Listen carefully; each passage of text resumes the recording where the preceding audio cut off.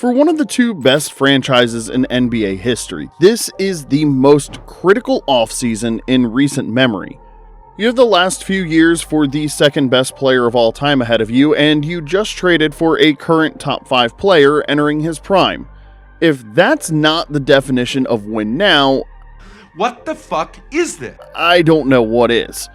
Since LeBron joined the Lakers, they have had a 28-25 record in the playoffs, but 12-24 in the last 4 years.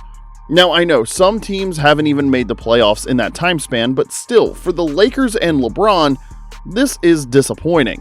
For me, it'd be the same offseason of disappointment and unfulfillment, have an opportunity, to play longer and give yourself an opportunity to play for the Larry O'Brien Trophy, so nothing changes for me.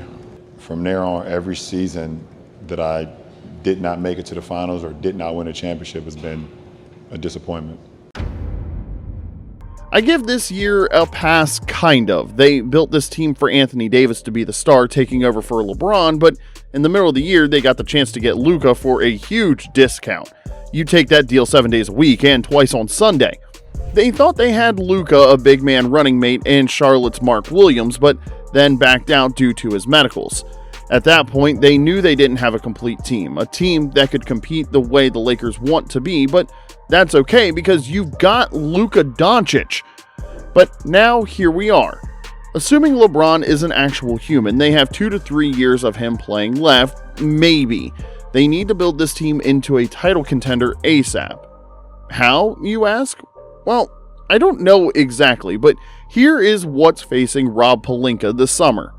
Step 1 is to get Luka to sign his max extension, print it out, and get it signed the second you can. And then you sign LeBron to an extension, pray and beg for a little hometown/one last hurrah discount, but I wouldn't count on it. The next step is to get with Luka and get him focused and in shape for camp.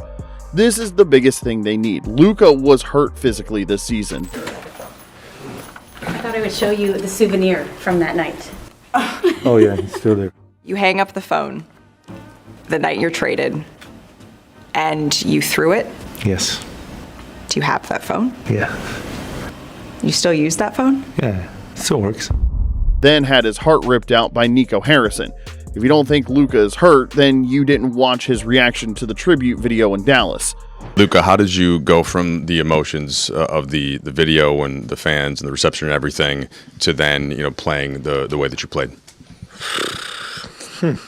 Good question. We tend to forget that these are real humans and expect them to be machines. He thought he was going to be in Dallas his whole career, then got blindsided and heart ripped out, so that's going to take a toll on you. Getting his mind right and conditioning better than ever will be paramount for this franchise turning around their recent playoff struggles. The next step is to extend Austin Reeves, Rui Hachimura, and Dorian Finney-Smith. You need these types of role players to support your Hall of Fame Big Two. They all play their roles perfectly for what the Lakers need. And then step 4 is to get Luka a rim-running big man. Luka at his best has a 5-man who can run, jump, block shots, and rebound, so giving him that threat opens up his lanes to score and pass for open threes. Ways to accomplish this are to revisit the Mark Williams trade, sign vet Clint Capella, hope former Luka teammate Daniel Gafford opts out and wants to link back up, or possible big game hunting with Bam Adebayo. Either way you slice it, they need someone to vertically space the floor and put up some resistance on defense. Rudy Gobert and the Wolves hit this point home hard in this year's first-round series. Step 5 is for the development of current players that need to grow and get better. Austin Reeves needs to become more consistent and stronger against bigger defenders. Dalton Connect needs to improve his defensive ability, his instincts, and his toughness. Plus, even more shooting, because we all need more shooting. And then Luka needs better conditioning and to get better on defense. Jordan Goodwin is a was this real or flash in the pan kind of player, so spend all summer proving it to be real. And lastly, Bronny James. Now I know, this is a hard topic here.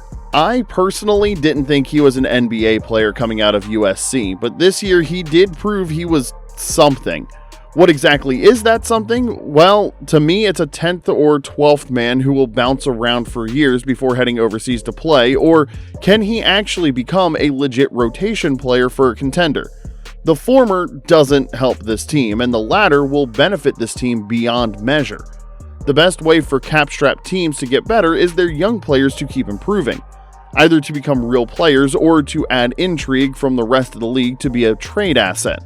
Either way, the Lakers need this group to make their own leaps. Step 6 is to find some diamonds in the rough. This team will be hard pressed on the cap. That happens when you have two super duper stars making $50+ million a season. It's just part of doing business. The Lakers, however, have no first round pick and limited options, but they have to get creative and find some hidden gems. The Cavs did it with Ty Jerome, the Warriors with Buddy Hield, the Clippers with Chris Dunn, the Celtics with Luke Cornett, and the Pacers with TJ McConnell and Andrew Nembhard. Players that have been overlooked, forgotten about, or completely given up on.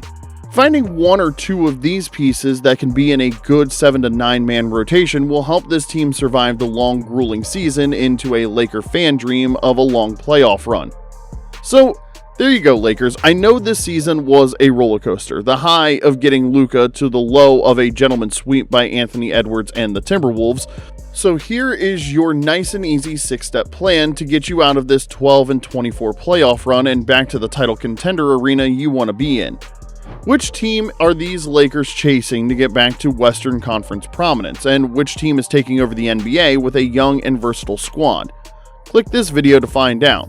And while you're at it, click that like and subscribe because that's the best way to help out a small channel like us. We're growing really fast and continuously trying to provide the best NBA content that there is. Thanks for watching, and we'll see you next time.